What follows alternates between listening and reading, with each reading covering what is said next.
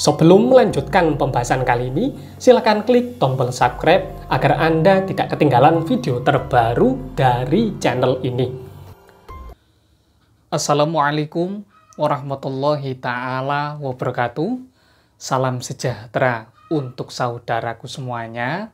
Salam dari saya di Sabrang Alam.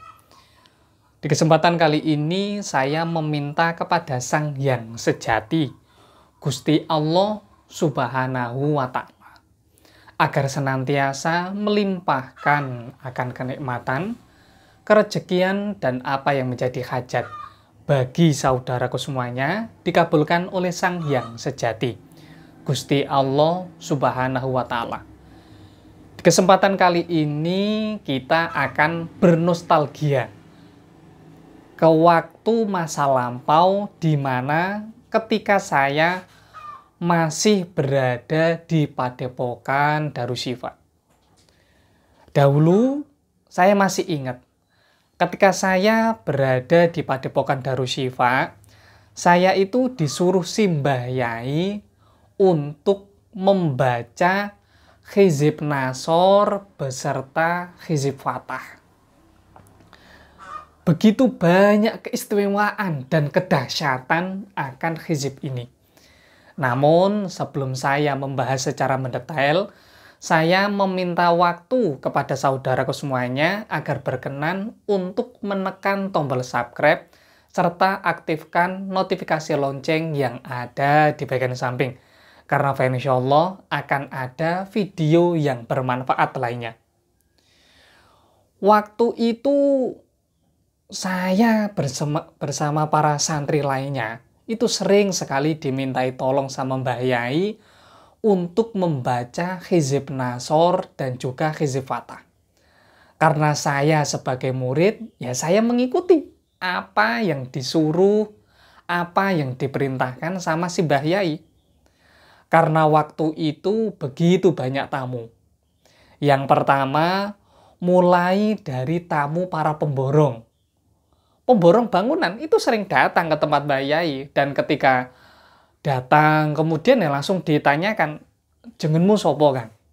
Contohnya kalau namanya ini Kang Thohir, nama saya Kang Thohir binti ini lah, kemudian namanya dicatat, disetorkan sama santri, kemudian ada bagian santri ini yang bagian wirid termasuk saya, kemudian membaca Hizib Fatah dan juga Hizib Nasor, tujuannya agar Gusti Allah Subhanahu wa Ta'ala mempermudah akan hajatnya.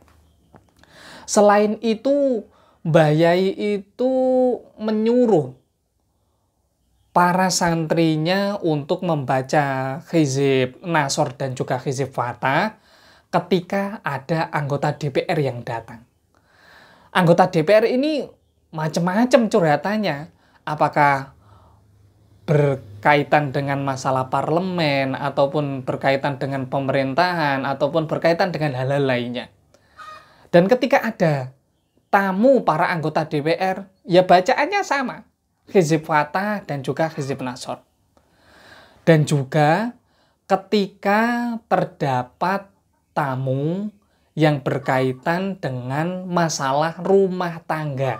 Wah, ini yang sering datang, tamu rumah tangga.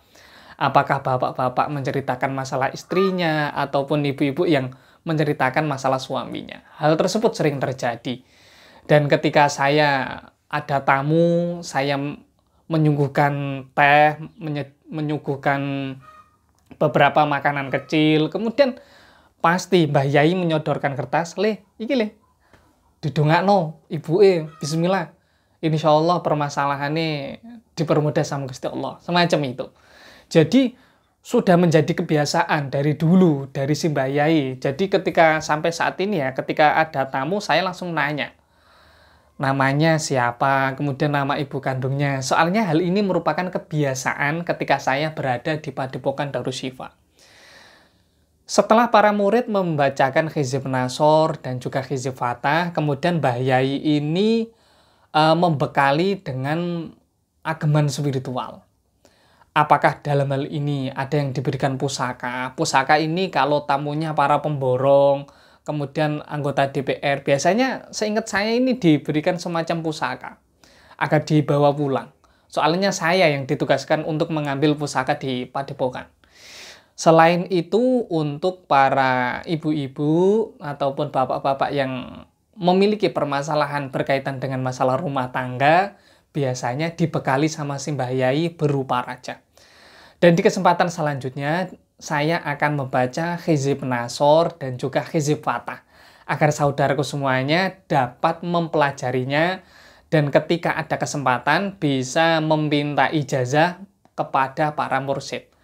Kurang lebihnya saya mohon maaf jika dalam hal ini ada ucapan ataupun ada beberapa kalimat saya yang kurang berkenan bagi saudaraku semuanya. Kurang lebihnya saya mohon maaf. Wassalamualaikum warahmatullahi ta'ala wabarakatuh. Salam sejahtera bagi saudaraku semuanya. Salam dari saya, Ki Sabrang Alam.